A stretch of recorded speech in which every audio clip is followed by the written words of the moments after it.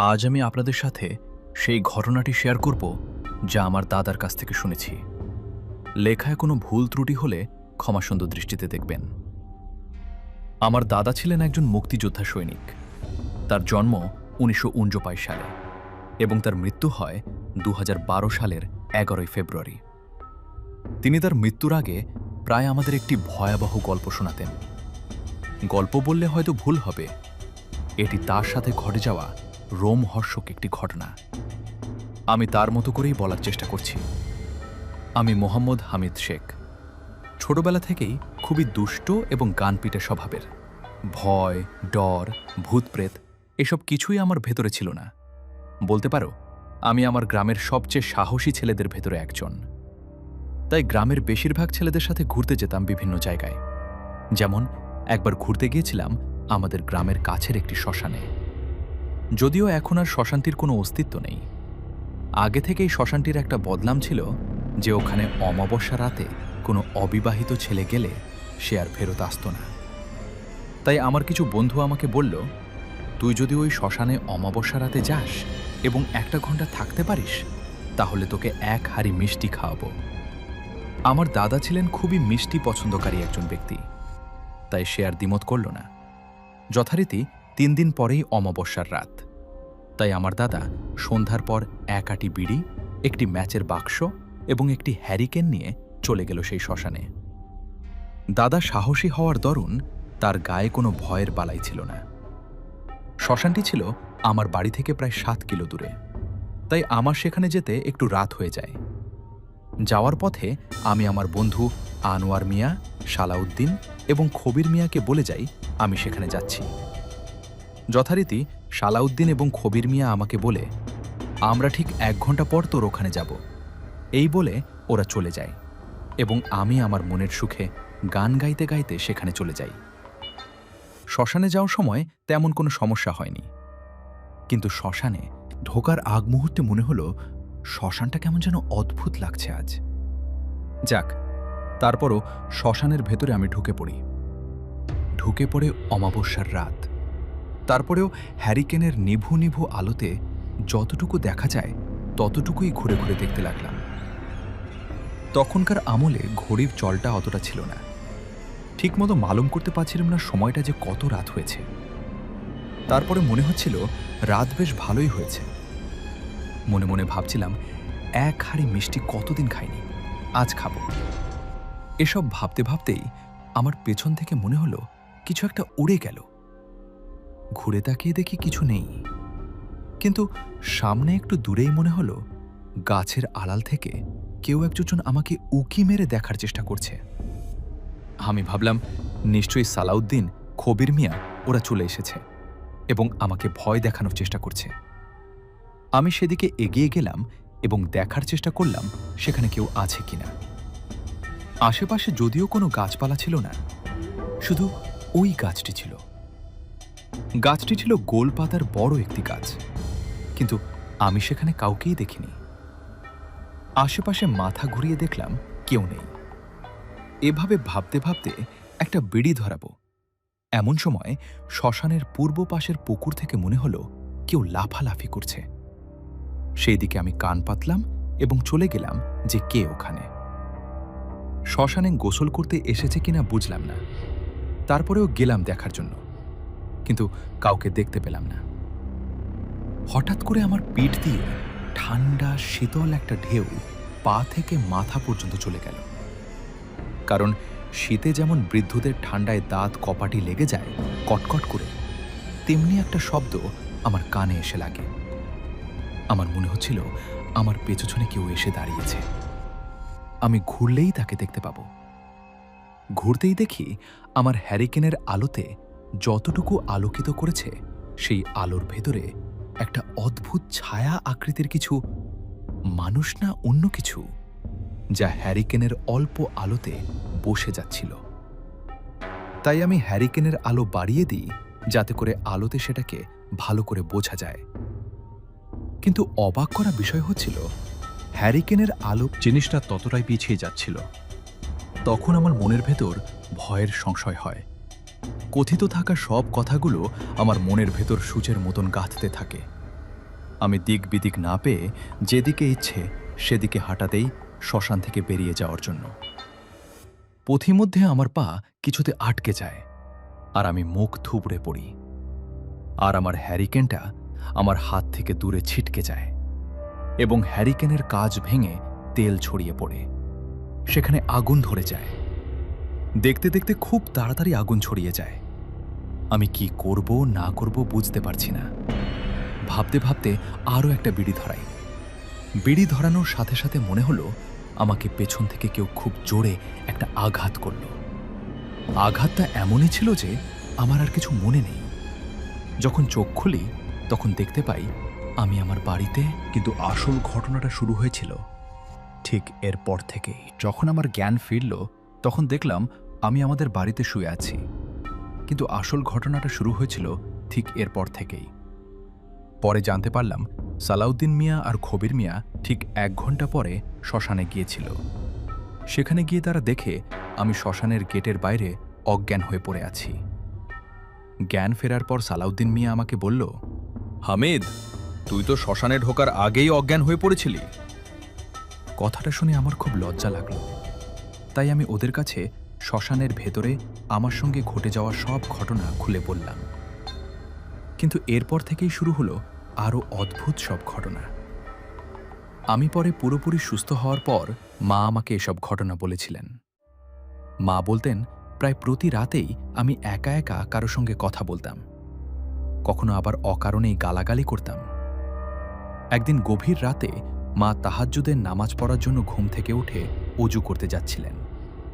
তখন তিনি দেখলেন আমি নাকি পা দিয়ে কল চাপছিছি আর মুখ দিয়ে সরাসরি সেই কলের পানি খাচ্ছি।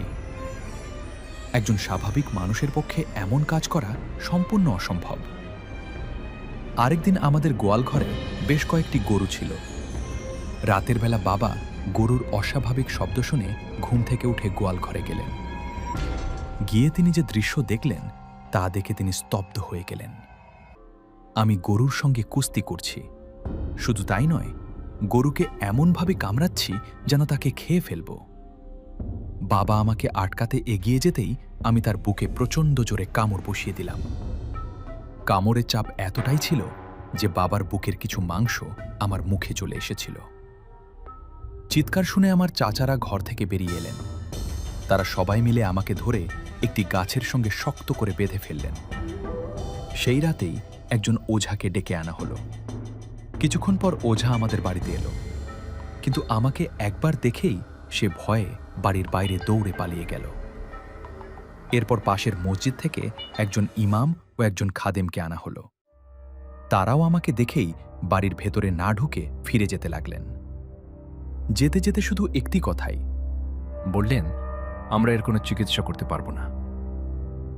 ফজরের আজানের পর আমি অচেতন হয়ে পড়লাম। পরদিন সকালে আমার চাচা সেই ওঝা এবং ইমামের বাড়িতে গিয়ে জিজ্ঞেস করলেন, কি হয়েছিল? আপনারা কি দেখেছিলেন? কেন চিকিৎসা না করেই চলে এলেন?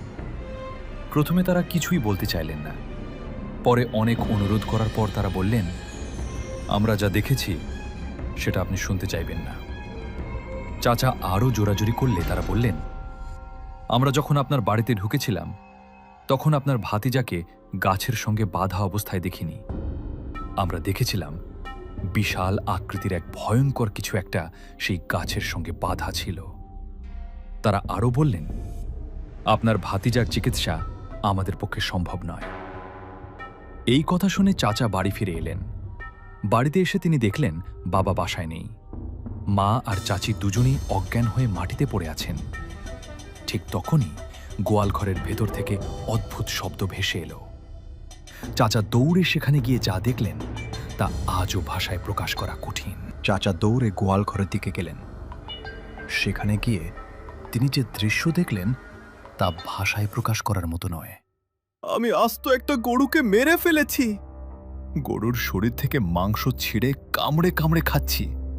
আমার পুরো মুখ রক্তে লাল হয়ে গেছে। এই দৃশ্য দেখে তিনি তাড়াতাড়ি ঘর থেকে একটি শিকল নিয়ে এলেন।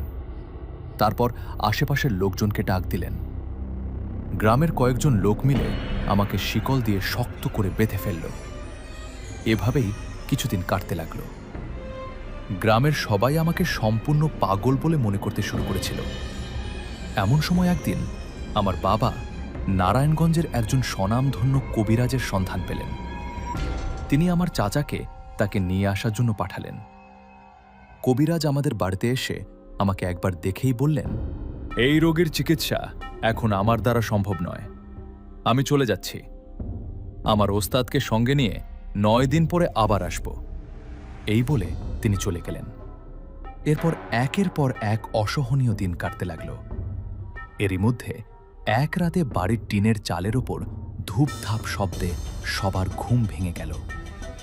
ঠিক তখনই বাড়ির বাইরে থেকে একটি মেয়েলি কণ্ঠস্বর ভেসে এলো। সে বলছিল, ওকে ছেড়ে দে, ওকে আমাদের কাছে আসতে দে। না হলে সবার ক্ষতি হবে। এই কথা শুনে আমার মা বাবা ভয়ে আয়াতুল কুরসি এবং যত সূরা জানতেন সব পড়তে শুরু করলেন। এভাবেই রাত কেটে গেল। পরের রাতেও আবার নতুন ঘটনা ঘটল। গভীর রাতে আবার টিনের চালের উপর ধূপধাপ শব্দ শুরু হলো। মা শুনতে পেলেন যেন কেউ নখ দিয়ে টিনের চাল আঁচড়াচ্ছে। সেই শব্দের সঙ্গে মিশেছিল এক ভয়ঙ্কর গড়গড় আওয়াজ। এভাবেই কবিরাজের বলে যাওয়া 9 দিন কেটে গেল। 9ম দিন ছিল শুক্রবার। সেদিন আবার অমাবস্যার রাত। সন্ধ্যার কিছুক্ষণ পর কবিরাজ তার ওস্তাদ এবং আরও 5 জন সাগরেদকে নিয়ে আমাদের বাড়িতে এলেন। এসে তিনি বাবাকে কয়েকটি জিনিস আনতে বললেন, যেমন কিছু কাফনের কাপড়, একটি লাল খাসি, আরও কিছু প্রয়োজনীয় জিনিস এবং শ্মশানের কিছু মাটি। সবকিছু আনা হলে সন্ধ্যার পর শুরু হলো তাদের রিচুয়াল। রিচুয়ালটি ছিল খুবই অদ্ভুত। প্রথমে উঠানের মাঝখানে একটি বড় বৃত্ত আঁকা হলো। তার ভেতরে আরও 4টি ছোট বৃত্ত আঁকা হলো। সবচেয়ে মাঝের বৃত্তে আমাকে বসানো হলো। আমাকে ঘিরে থাকা পরের বৃত্তে লাল খাসিটিকে রাখা হলো। তার বাইরের বৃত্তে রাখা হলো কাফনের কাপড়। সবচেয়ে বাইরের বৃত্তে বসে পড়লেন কবিরাজ, তার ওস্তাদ এবং বাকি সাগরেদরা। এরপর কবিরাজ বিভিন্ন সূরা পড়ে আমার দিকে ফোঁ দিতে শুরু করলেন। কিছুক্ষণ পরেই আমার মুখ দিয়ে অমানসিক চিৎকার বের হতে লাগল। সেই চিৎকার কোনো স্বাভাবিক মানুষের ছিল না। চিৎকার শুনেই কবিরাজ বুঝলেন যে অশরীরী শক্তির কথা তিনি সন্দেহ করেছিলেন সেটি উপস্থিত হয়েছে। তিনি উচ্চস্বরে জিজ্ঞেস করলেন, তুই কেন এই ছেলেটার ওপর আছর করেছিস? ঠিক তখনই আমার মুখ দিয়ে অন্য এক কণ্ঠস্বর ভেসে এলো। সে বলল, আমার কোনো উদ্দেশ্য ছিল না। ও শ্মশানে গিয়ে আমারও জায়গায় পা দিয়েছে, আমার স্থান নষ্ট করেছে, তাই আমি ওর শরীরেই আমার ঘর বানিয়ে নিয়েছি। এরপর সেই কণ্ঠস্বর আরও ভয়ঙ্কর কথা বলতে শুরু করলো। আমার মুখ দিয়ে তখন সেই অশরীরী কণ্ঠস্বর বলতে লাগলো, আমার কোনো উদ্দেশ্য ছিল না। ও শ্মশানে গিয়ে আমার স্থানে পা দিয়েছে, আমার স্থান নষ্ট করেছে, আমি ওর শরীরেই আমার ঘর বানিয়ে নিয়েছি। কবিরাজ আবার বললেন, তুই ওকে ছেড়ে দে। সেই কণ্ঠস্বর হেসে বলল, তুই চাইলে ওকে আমার কাছ থেকে আলাদা করতে পারবি না। যদি আমাকে ওর শরীর থেকে আলাদা করতে চাস তাহলে আগে ওকে মেরে ফেলব, তারপর এই স্থান ছেড়ে চলে যাব।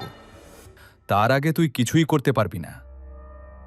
কথা শেষ হওয়ার সঙ্গে সঙ্গে হঠাৎ কোথা থেকে যেন এক প্রচণ্ড ঝড়ের ঝাপটা এসে কবিরাজকে আঘাত করল। তিনি কয়েক হাত দূরে ছিটকে পড়ে গেলেন। চারদিকে উপস্থিত সবাই ভয়ে কাঁপতে লাগল। তখন কবিরাজের ওস্তাদ দ্রুত কিছু সূরা পড়ে লাল খাসিটির গায়ে ফোঁ দিলেন। ঠিক সেই মুহূর্তেই আমার মুখ দিয়ে আবার অমানসিক চিৎকার বের হতে শুরু করল। চিৎকারের শব্দে মনে হচ্ছিল পুরো বাড়ি কেঁপে উঠছে। কবিরাজ উঠে দাঁড়ালেন। তিনি হাতে থাকা একটি তসবিহ আমার দিকে ছুঁড়ে মারলেন। এরপর কিছু পানি পড়ে আমার গায়ে ছিটিয়ে দিলেন। কয়েক মুহূর্তের মধ্যেই আমার চিৎকার ধীরে ধীরে থেমে গেল। আমি নিস্তেজ হয়ে মাটিতে লুটিয়ে পড়লাম। তখন কবিরাজ আমার বাবাকে বললেন, তাড়াতাড়ি কাফনের কাপড় দিয়ে ছাগলটাকে সম্পূর্ণ ঢেকে ফেলো। অবাক করার বিষয় ছিল, বাবা যখন কাফনের কাপড় দিয়ে ছাগলটিকে ঢাকছিলেন তখন ছাগলটি একবারও নড়েনি। এরপর কবিরাজ বললেন, এই ছাগলটাকে এখনই শ্মশানে নিয়ে যাও। তিনি আরও সতর্ক করে বললেন, কিন্তু খবরদার, কেউ পেছনে তাকাবে না। কেউ যদি ডাকেও তবুও না। কোনো ভয়ঙ্কর জিনিস দেখলেও না, শুধু আল্লাহকে স্মরণ করতে করতে শ্মশানে গিয়ে ছাগলটাকে রেখে চলে আসবে। এরপর কবিরাজ আমার বাবা, আমার চাচা এবং আরেক চাচার হাতে কিছু পানি পড়ে দিলেন। সেই পানি তাদের গায়েও ছিটিয়ে দিলেন। তারপর তাদের শ্মশানের উদ্দেশ্যে রওনা হতে বললেন। কবিরাজের নির্দেশ অনুযায়ী বাবা, চাচা এবং আমার আরেক চাচা কাফনের কাপড়ে মোড়ানো ছাগলটিকে নিয়ে শ্মশানের মাঝখানে রেখে ফিরে আসতে শুরু করলেন। ফেরার সময় তাদের পেছন থেকে নানা ধরনের শব্দ ভেসে আসছিল। মনে হচ্ছিল অসংখ্য মানুষ একসঙ্গে চিৎকার করছে। কেউ কাঁদছে, কেউ আর্তনাদ করছে, আবার কোথাও যেন ঝড়, যুদ্ধ আর হাহাকারের শব্দ একসঙ্গে মিশে গেছে। কিন্তু কবিরাজের কথা মনে রেখে তারা কেউ একবারের জন্যও পেছনে ফিরে তাকাননি। শেষ পর্যন্ত তারা নিরাপদে বাড়ি ফিরে এলেন। বাড়ি ফিরে তাদের বড়ই পাতা দিয়ে গরম পানি মিশিয়ে গোসল করানো হলো। এরপর কবিরাজ আমার বাবাকে বললেন, তোমার ছেলেকে টানা 14 দিন নজরে রাখবে। এই 14 দিন ওকে কোনো ধরনের মাংস খেতে দিবে না। যদি এই নিয়ম ভাঙো তাহলে তোমাদের অনেক বড় ক্ষতি হবে। এই বলে কবিরাজ একটি তাবিজ দিয়ে পুরো বাড়ি বন্ধ করে দিলেন।